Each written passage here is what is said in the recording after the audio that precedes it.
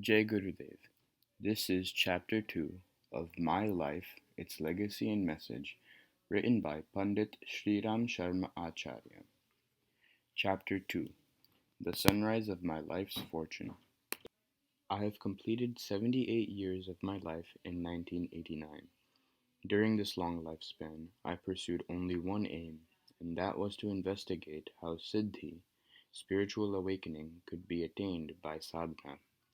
It occurred to me that just as several scientists devoted their entire lives in doing basic research work and had thus served mankind, it should be seriously examined whether the age-old belief that sadhana leads to siddhi is correct or not, and that this experiment should be done not on others, but on myself. This idea sprang up within me when I was 10 years old and dominated my thoughts till I was 15. In the meanwhile, the only thing which is worth mentioning is that my father got my Upnayan (sacred thread) ceremony performed and I was initiated in Gayatri Mantra by his classmate, Mahamana Madan Mohan Malviya. I completed my elementary education in the primary school of the village and my father taught me Sanskrit grammar on the basis of Laghu Komuda and Siddhanta Komuda. I used to accompany my father on his visits to rulers of princely states to deliver religious discourses on Srimad Bhagavat Purana, and thus I learned Bhagavad Gita from the beginning to the end. In the meantime, I was married. My wife was disciplined, industrious, service-minded, and she cooperated in all my efforts. In this way, 15 years of life passed. Morning and evening, worship and prayers, Sandhya Vandana, performed part of my daily routine. At the time of my initiation, Malviya ji had told me that Gayatri Mantra was Kamdenu of a Brahmana and had enjoined me to at least perform 5 malas of Gayatri Jap, chanting the mantra 540 times, regularly, and that it was all the more beneficial if more japs could be performed. I kept this direction in mind, and followed it regularly and religiously. It was all of a sudden that God's grace descended on me at the age of 15, as if it was pre-planned and predestined. I got an opportunity to dedicate myself single-pointedly towards the realization of my childhood dreams. It was the last day of Basant Parva. While I was engrossed in worship in my room during the small hours of the morning, Brahma Muhurta, I saw an aura of light. I was stunned, amazed, and awestruck. I rubbed my eyes to ascertain whether it was hallucination or something astral, like a ghost or a demon, but it was none of these. An astral body of a yogi emerged in the middle of that aura of light. It was astral in the sense that his figure was visible, although it was hanging in the empty space with an envelope of light all around it. I was wondering as to who he was. The apparition said, "I have been linked with you and guiding you during your past several lives. Since your childhood is now over, I have come to impart you the necessary guidance. Probably you have no recollection of your past lives, and so you are frightened and amazed. See the events of your past births and remove your doubts." His grace descended on me, and I had a feeling of drowsiness. I experienced, for the first time in my life, what is known as Yog Nidra, a stage which is called Jagrat Samadhi. While bathing in that state of elevated consciousness, I had a cinematographic view of actual events of my several past births.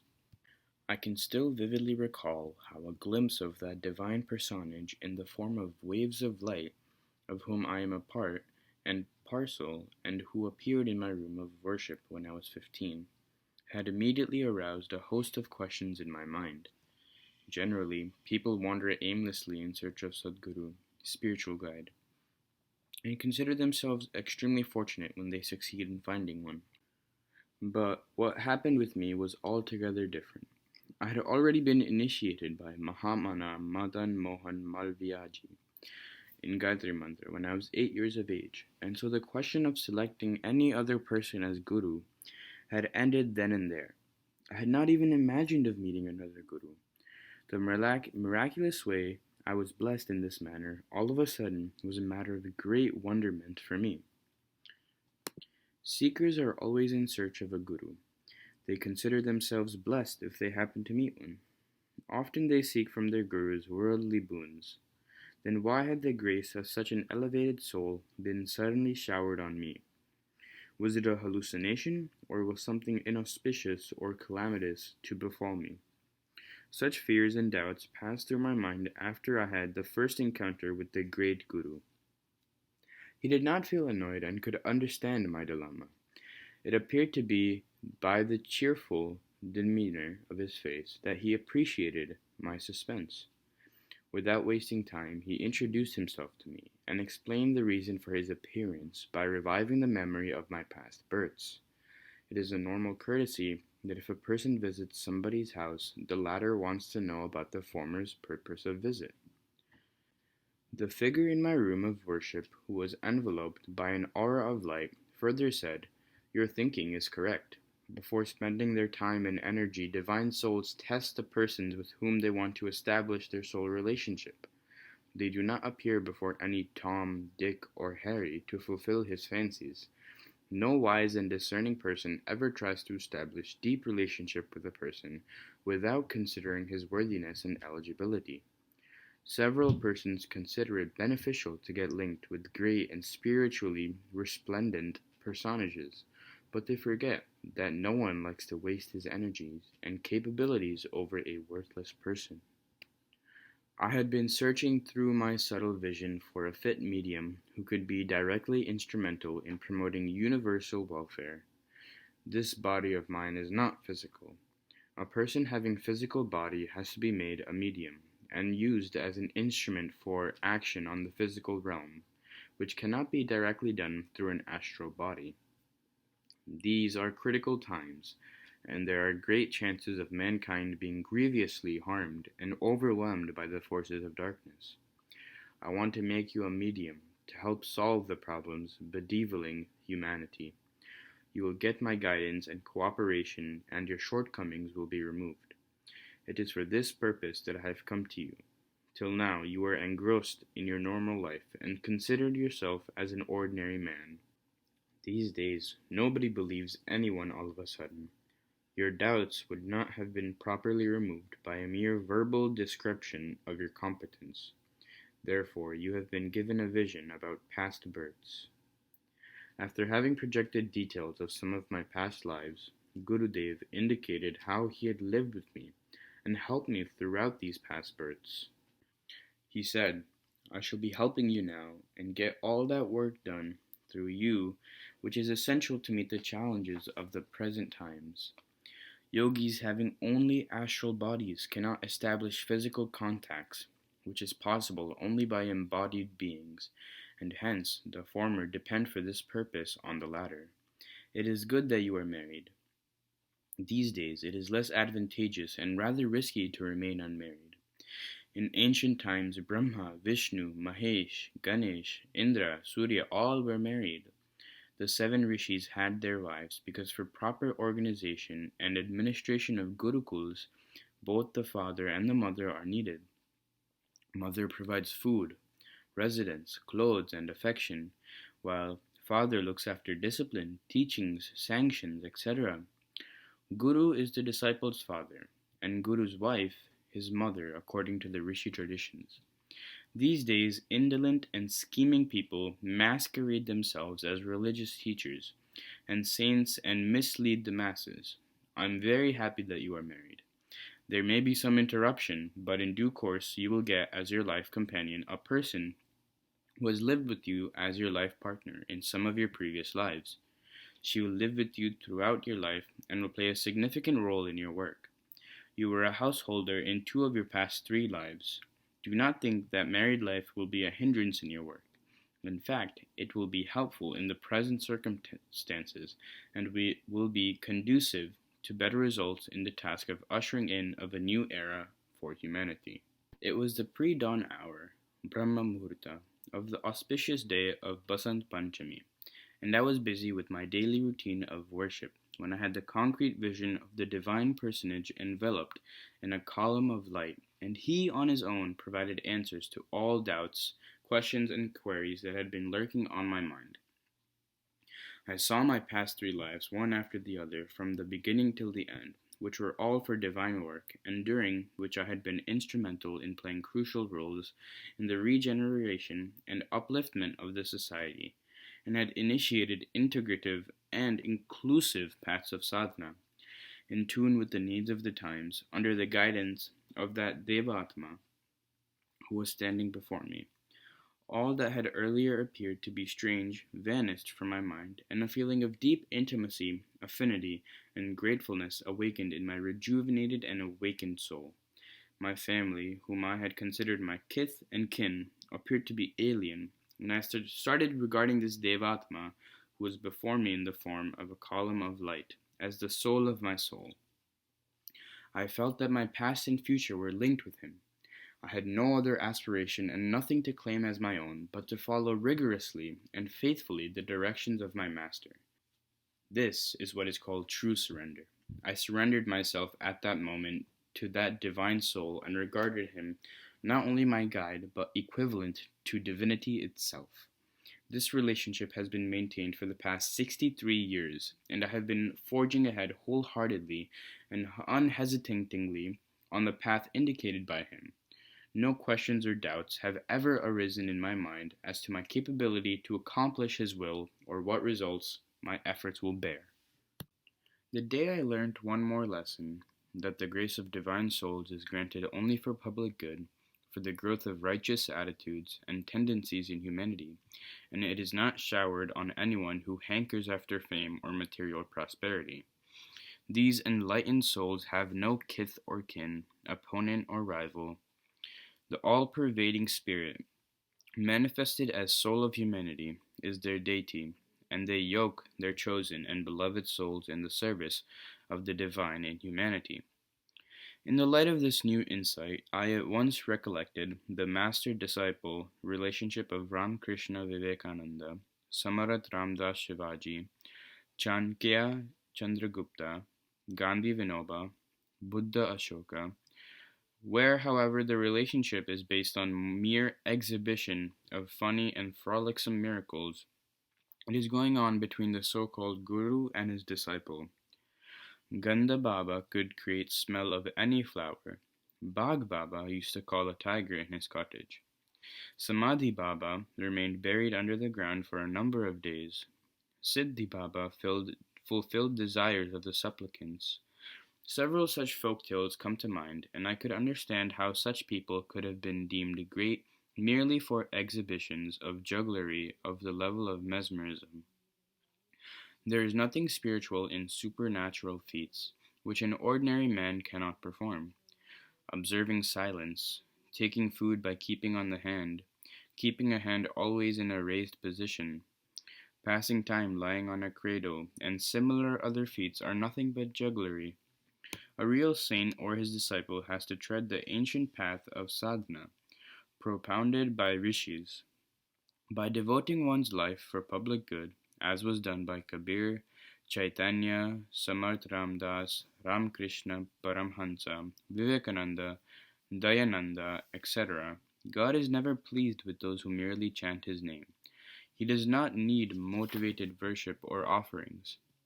Chanting of God's name is meaningful only to those who are engaged in beautifying and developing his garden, this universe.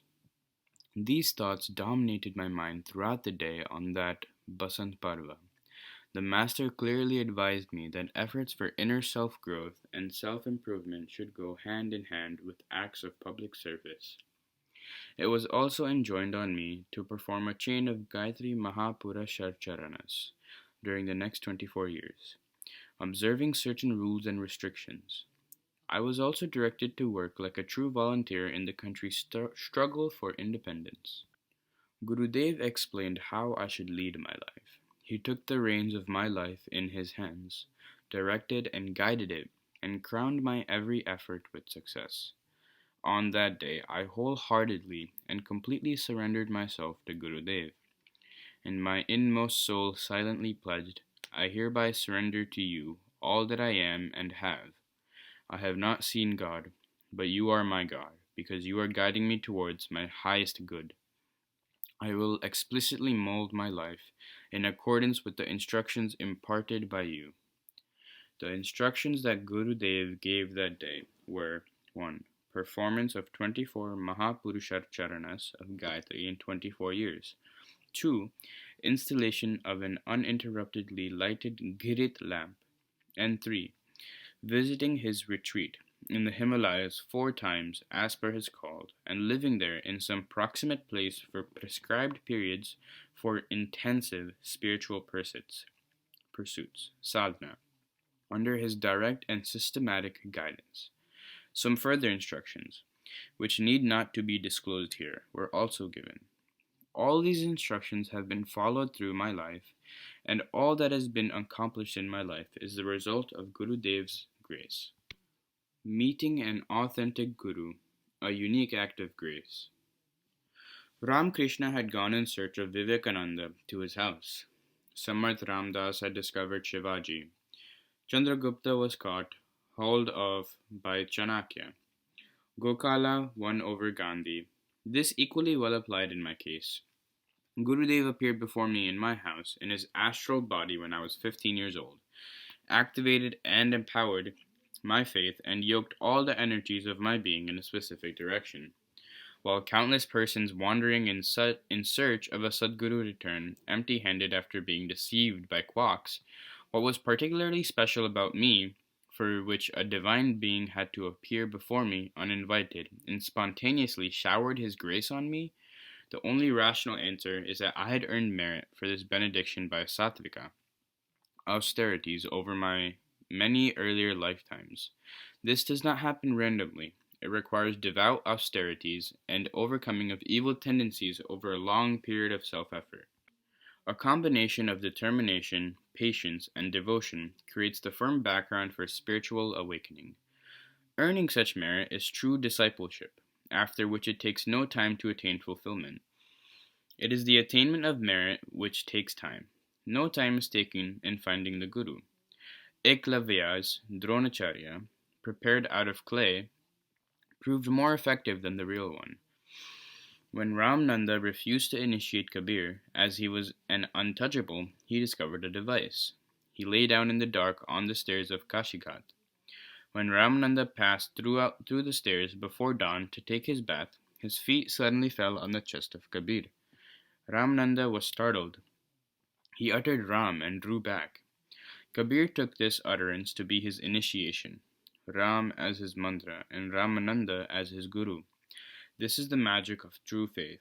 When an idol of stone can become God, why cannot an appropriate person be made guru on the strength of faith and devotion?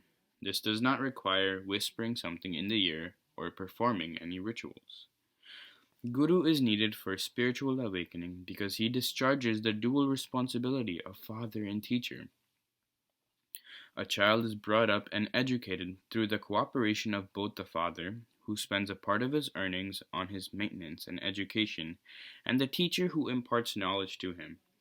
Father can fulfill the physical needs, whereas guidance for spiritual growth is given by the Guru from his accumulated store of divine energy. The disciple can do nothing on his own strength. That is the truth behind the saying, there is no knowledge without Guru. There are people who ever remain on vain search of a Guru. Even when they are able to find some illumined person, they get disappointed because they undeservedly expect the Guru to bestow on them their divine gifts.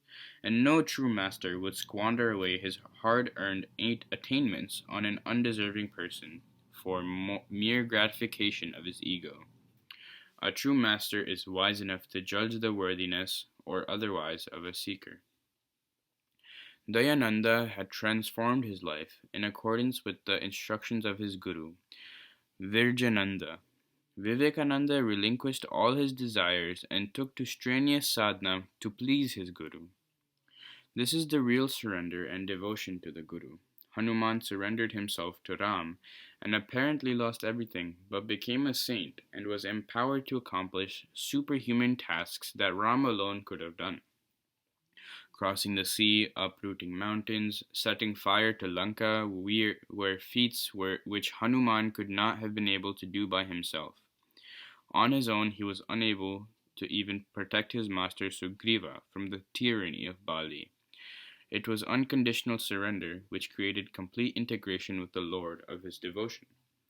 A little water of Ganga falling in a gutter becomes dirty, but if and when a stream of this polluted water embraces the main stream of Ganga, it loses its separate impure existence and becomes holy Ganga itself.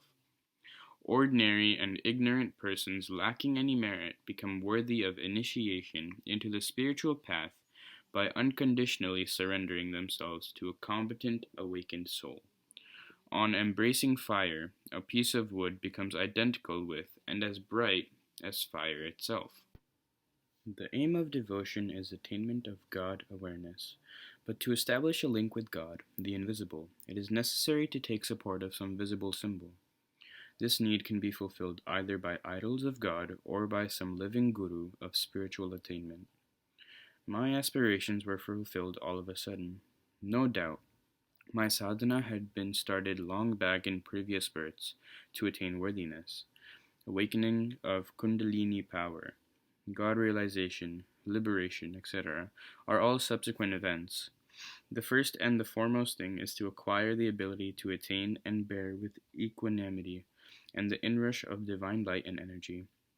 Otherwise, it creates imbalance and complications, as it happens when one tries to lift a weight beyond one's capacity, or eats what one cannot digest. Surrender to the Guru was accomplished on the very first day of our meeting, and my loyalty was immediately tested. Two things were specifically enjoined on me. 1. Turn a deaf ear to what worldly people say, and march ahead towards the goal all alone on your own strength. 2. Practice devout austerity, tapascharya, to make yourself progressively more and more purified in heart and brilliant in intellect.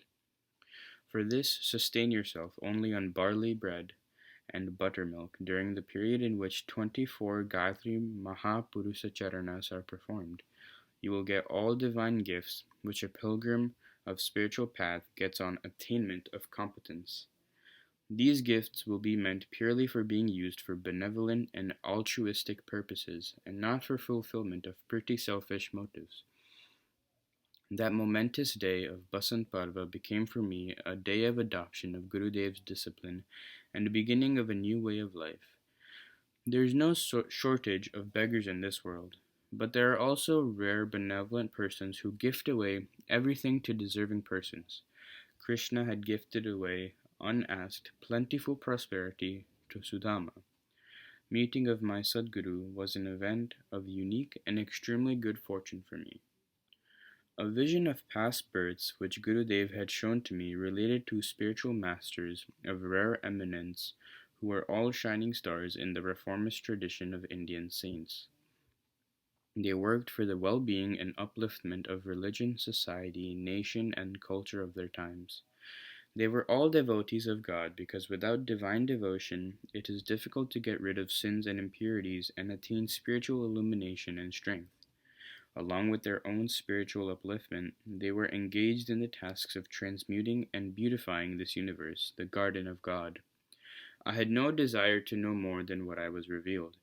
I thought it proper to sit on one boat, remain under the benevolent protection, and seek support of only one master, and not to allow my faith to falter. The events relating to the previous births were quite sufficient for my assurance. Those who undertake the responsibility of performing momentous tasks have to face and surmount great difficulties at every step of the uphill journey. They have to display extraordinary fortitude. This was required of me also in ample measure. Gurudev has been appearing for my help from time to time. He has been immensely augmenting my own insignificant abilities with his great spiritual force, and has been rescuing and uplifting me in critical moments. When my own feeble feet were on the point of staggering, I had decided once for all that my life shall remain surrendered at his feet, and I will implicitly comply with his directions. End of chapter 2. Jai Gurudev.